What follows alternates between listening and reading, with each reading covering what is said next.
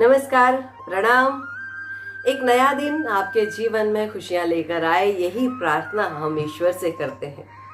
और आज के दिन का, आज के इतिहास को शुरू करने से पहले, प्रारंभ करने से पहले मैं आपसे कुछ बात करना चाहती हूँ। भारत का प्रारब्ध बहुत सुंदर है, बहुत सुंदर है।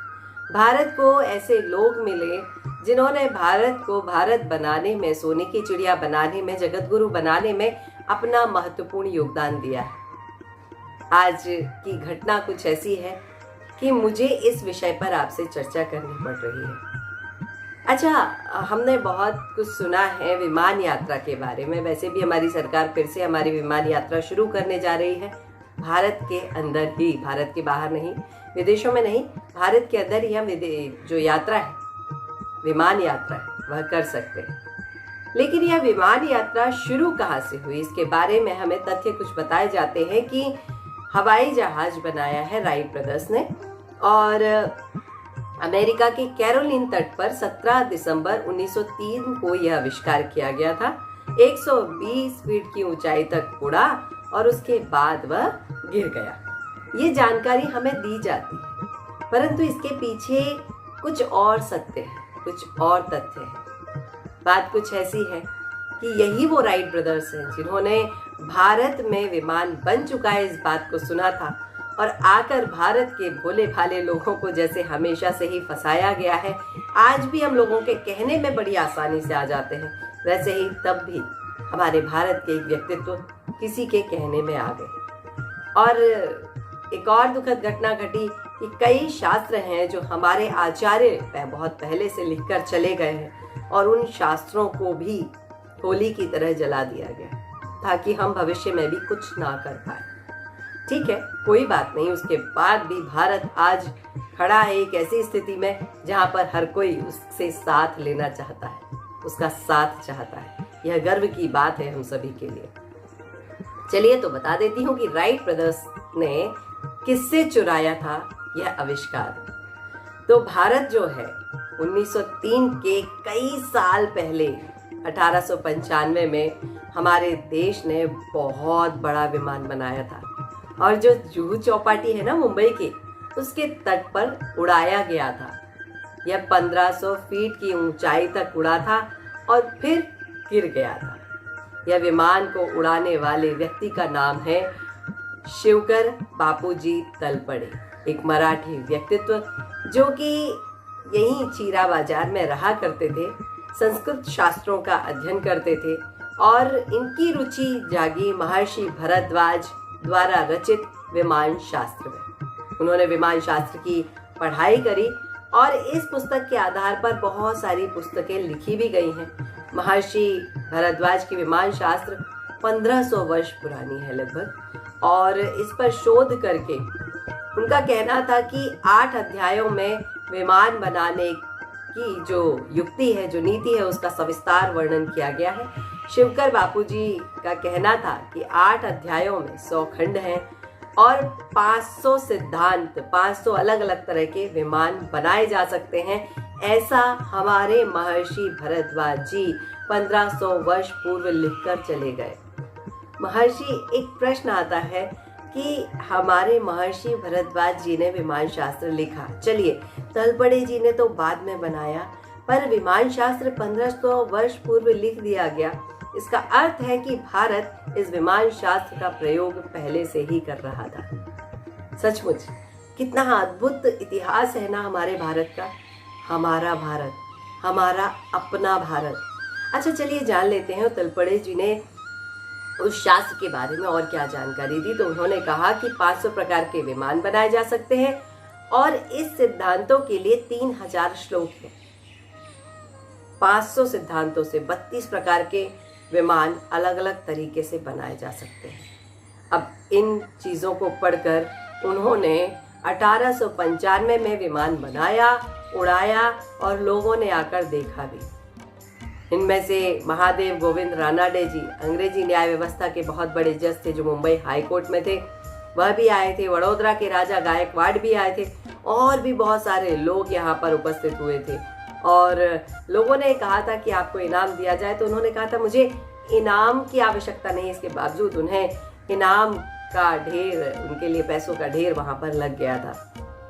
परंतु अंग्रेजों के हम गुलाम थे उस समय, और एक कंपनी थी जिसका नाम था रेली ब्रदर्स, और ये लोग शिवकर जी के पास आए और जैसा कि हमेशा से ही किया गया है, बड़े प्यार से कहा कि हम आपकी मदद करना चाहते हैं, आपने जो विमान बनाया है उसे विश्व में स्थापित करना चाहते हैं, और पूरी नीति, पूरी रीति, पूरा साहित्य जो उस जहाज को बनाने के लिए इकट्ठा किया गया था वह रेली ब्रदर्स इनसे लेकर चले गए, और उसे बेच दिया गया राइट ब्रदर्स को, और बन गया उनका विमान, और भारत के इतिहास को मिटा दिया गया। तो देखिए, ये है कि हमने जब गुलामी स्वीकार की, जब हमने किसी की दासता स्वीकार की, तो हमने अपने इतिहास को बहुत अधिक खोया है। समय है कि हम अपनी भाषाओं को सीख लें।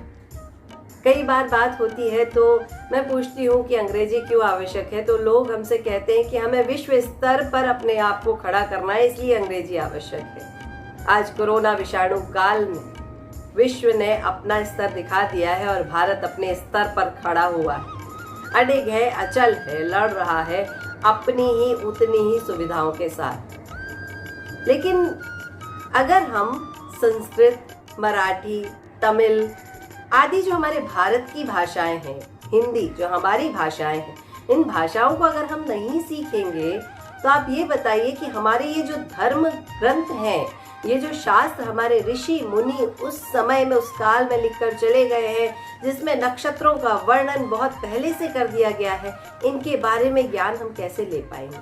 विचार कीजिए।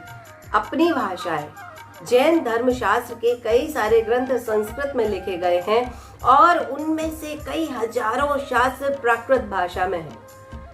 अगर प्राकृत भाषा को जानने वाले लोग खत्म हो गए तो इन शास्त्रों का कोई अर्थ ही नहीं रह जाता। कब तक आप उसका अनुवाद करेंगे और कितना अनुवादित पढ़ेंगे? विचार कीजिए। अगर मूल ग्रंथ का स्वाध्याय करना है और सचमुच विज्ञान को भारत में प्रगति कराना है, अपने देश को फिर से स्वर्णिम काल में लेकर जाना है, तो हमें हमारी भाषाओं की तो आवश्यकता होती है ना। विचार कीजिए, क्योंकि हम जगत गुरु थे, हम सोने की चिड़िया थे, लेकिन किसी कारणवश हमने अपने ये उपादानों को कहीं ना कहीं खो दिया और वापस पाना है। तो आइए अपनी सभ्यता, अपनी संस्कृति, अपनी चीज़ों को लेके चलते हैं, क्योंकि हमने ही अपने लिए एक स्थान स्थापित किया था। वापस उसी स्थान पर चल पड़ते हैं तो अवश्य हम विश्व विजेता बन जाएंगे। चलिए, इसके बाद मैं हाजिर हो जाती हूँ कि आज के इतिहास में क्या क्या हुआ था। तो जो मैंने चर्चा की आपसे कि आज के दिन हमारे पहले विमान के बारे में जो मैंने चर्चा की, उस चर्चा से कुछ ऐसा जुड़ा हुआ है कि 1848 में अमेरिका के राइट बंधुओं ने पहले ग्लाइडर बनाकर इंसान को पहली बार बिठाकर उसमें उड़ाया था, और जो पहले व्यक्ति इस विमान में उड़े थे उनका आज की तारीख में 23 मई 1848 को जन्म हुआ था। उनका नाम है लिली एंथॉल। लिली एंथॉल का आज जन्म हुआ था। अब आज जन्म हुआ था जयपुर राजघराने की राजमाता महारानी गायत्री देवी जी का भी।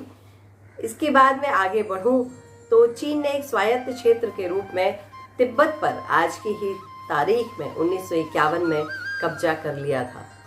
आगे बढ़ते जाती हूँ तो मुझे और भी तारीखें बड़ी अच्छी दिखाई देती है। 1986 में अमेरिका और पश्चिमी यूरोप देशों ने दक्षिण अफ्रीका के खिलाफ भारी प्रतिबंधों के साथ वीटो किया था।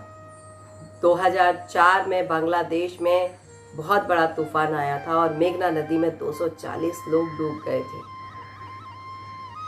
इसके बाद 2010 में एक और विचार आया था कि उच्चतम न्यायालय ने बिना विवाह के महिला और पुरुष को साथ में रहने की अनुमति दे दी थी।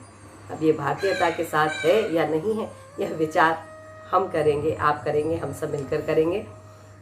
2014 में रूस और चीन ने सीरिया के विरुद्ध युद्ध के अपराधों के लिए अंतर्राष्ट्रीय अपराध न्यायालय की स्थापना के लिए संयुक्त राष्ट्र सुरक्षा परिषद में वीटो शक्ति का प्रयोग किया था। युद्ध अपराधों के लिए अलग से एक न्यायालय की व्यवस्था एक अच्छा विचार है। और इस तरह से आज के इतिहास की यह घटना यहीं पर समाप्त होती है।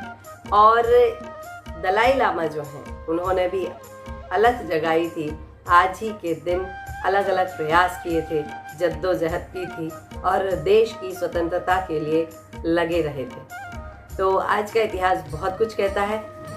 अब मुझे आज्ञा दीजिए आज के इतिहास से। कल फिर से हाजिर होती हूँ कल के इतिहास के साथ में। तब तक के लिए नमस्कार, प्रणाम। खुश रहिए, स्वस्थ रहिए, मस्त रहिए, व्यस्त रहिए और अभी के इस काल में हो सके तो भारत की किसी एक और भाषा का अध्ययन कर लीजिए। मैं भी प्रयास करती हूँ, आप भी प्रयास कीजिए। नमस्कार।